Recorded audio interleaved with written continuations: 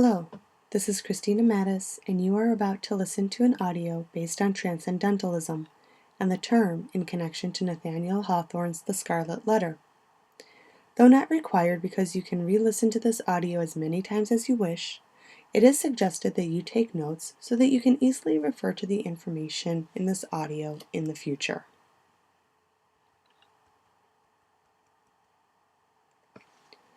Transcendentalism took place during the 18th and 19th centuries, but it really reached its peak during the 1840s.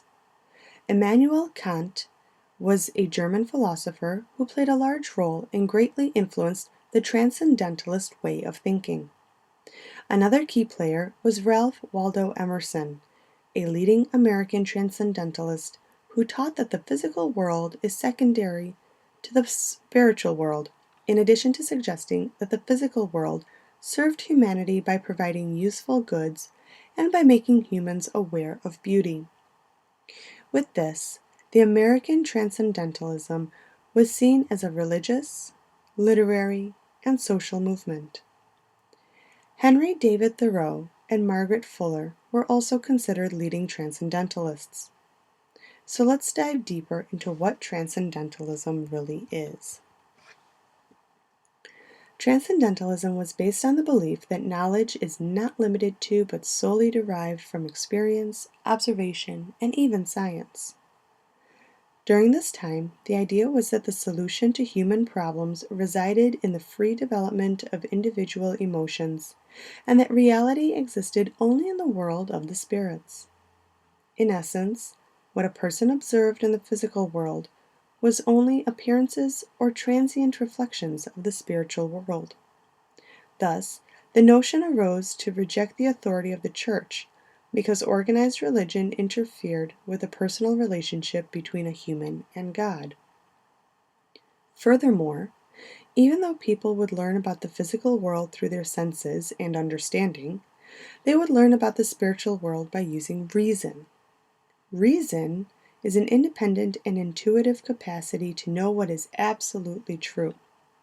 And with this notion of reason, the Transcendentalist belief was that humans would find truth within themselves through self-reliance and individuality, and even perhaps learn about God through reason.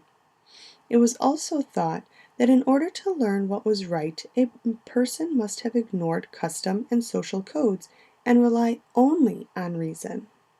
As a result, Transcendentalist thinking rejected the Puritan religious attitudes and opposed the strict ritualism and dogmatic theology of religion.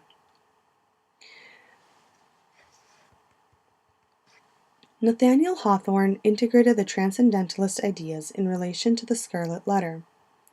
Hester Prynne exemplifies self-reliance in a society in which there initially is no respect for individuals because of the strong emphasis of the Puritan religion. Throughout her punishment, Hester passes different and difficult stages, leading her toward a transcendental character. As the novel progresses, Hester's position changes within the perceptions of the townspeople. In his 1988 essay on the Scarlet Letter, Robert L. Berner explained 4 stages that transitioned Hester from a sinner to an accepted woman. First, Hester's initial humiliation as a sinner led her to the second stage, in which she is tolerated, though scorned, by the townspeople. The first stage demonstrates Hester as a sinner cursed by the people who consider her as an immoral Puritan lawbreaker. This stage is illustrated by the prison, the marketplace, and the scaffold, all signifying and emphasizing her humiliation. During the second stage, Hester's condition presents her as a scorned and tortured character who tolerates her punishment of a lifelong public humiliation with patience. The third stage presents a sign of respect from the townspeople for her good works, which then leads to the fourth stage of the people's appreciation for her. The third stage exhibits Hester's charitable works that result in gaining respect from the townspeople. In essence, the townspeople reverse their perception of Hester from being labeled as a sinner to acting as a do-gooder. This situation transitions into the final stage, in which Hester's branded A has transformed its meaning from adulteress to able because of her ability to create beautiful needlework and her unselfish assistance to the poor and sick.